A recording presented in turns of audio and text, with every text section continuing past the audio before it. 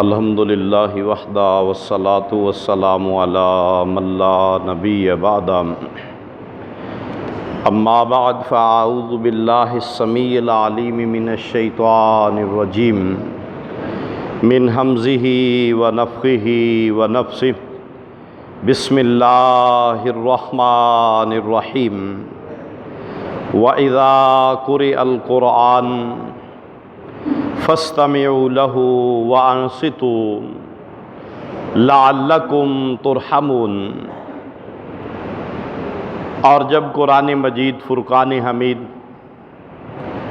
اس کی تلاوت کی جائے غور سے سنا کرو اور خاموش رہا کرو تاکہ تم پر رحم کیا جائے۔ نماز کے طریقہ کے حوالہ سے سورۃ الفاتحہ کے بارے میں شریعت کے احکامات آپ کے سامنے بیان کیے جا رہے ہیں کہ ہر نماز کی ہر رکعت میں سورۃ الفاتحہ کو پڑھنا فرض ہے، لازمی ہے، اور اس کے بغیر نہ کوئی رکعت ہوتی ہے نہ کوئی نماز ہوتی ہے۔ آپ امام کے پیچھے ہیں یا آپ اکیلے نماز پڑھ رہے ہیں، اور اس کے دلائل آپ کے سامنے پیش کیے گئے۔ اب اس کے بعد ہمارے بھائی کچھ ایسے دلائل پیش کرتے ہیں کہ سورۃ الفاتحہ امام کے پیچھے نہیں پڑھنی چاہیے، اور اس میں سے ایک وہ قرآن مجید فرقان حمید کی یہ آیت مبارکہ پیش کرتے ہیں جو ابھی آپ کے سامنے پڑھی ہے۔ سورۃ الاعراف ہے، 9واں پارہ ہے، اور اس کی آیت نمبر ہے 204۔ اب یہ بات کہ جب قرآن پڑھا جائے تو خاموشی سے سنا کرو، اللہ پاک کا حکم ہے۔ تو انہوں نے کہا کہ دیکھیں جی، اب قرآن پڑھا جا رہا ہے، امام صاحب سورۃ الفاتحہ پڑھ رہے ہیں، لہذا ہمیں خاموشی سے سننا چاہیے۔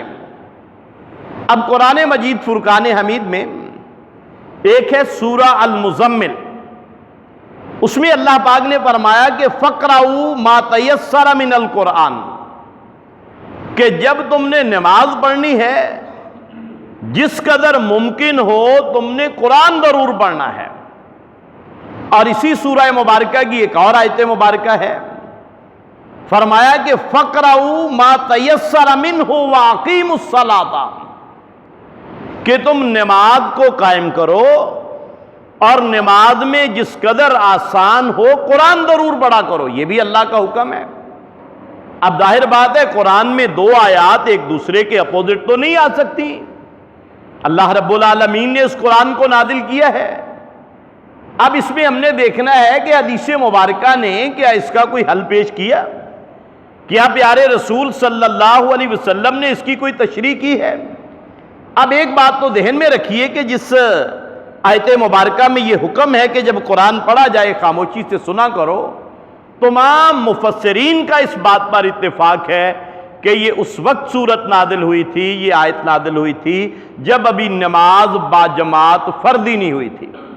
اس کا مطلب ہے کہ اس کا تعلق نماز باجماعت سے نہیں ہے، اس کا تعلق ہے کہ جب بھی قرآن پڑھا جائے آپ نے خاموشی سے سننا ہے۔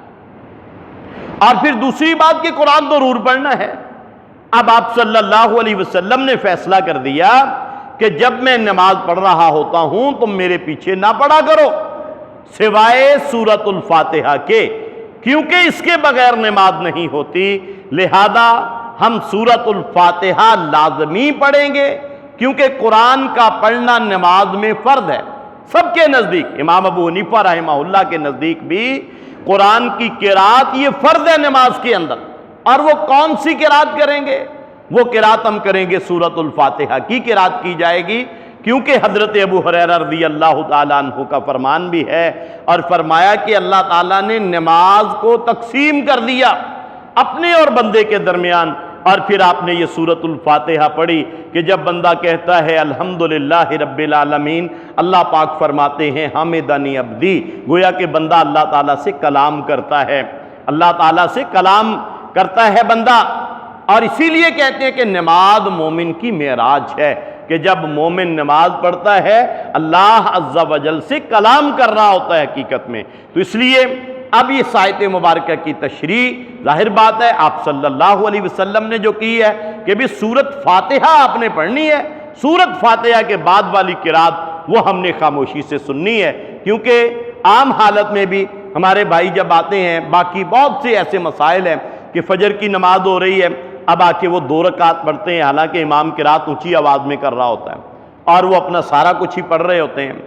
اب جو ہے وہ سمجھتے ہیں کہ یہ جائز ہے، حالانکہ ایسی بات نہیں ہے، حدیث میں منع کر دیا گیا ہے کہ جب فجر کی یا کوئی بھی فردی نماز ہو رہی ہو آپ وہاں پر اپنے نفل نہیں ادا کریں گے، ہاں نماز کے بعد وہ اپنی سنتیں وغیرہ ادا کر لیں۔ اس کے متعلق دیگر مسائل احکامات انشاءاللہ آئندہ ذکر کریں گے۔ وما علینا الا البلاغ المبین۔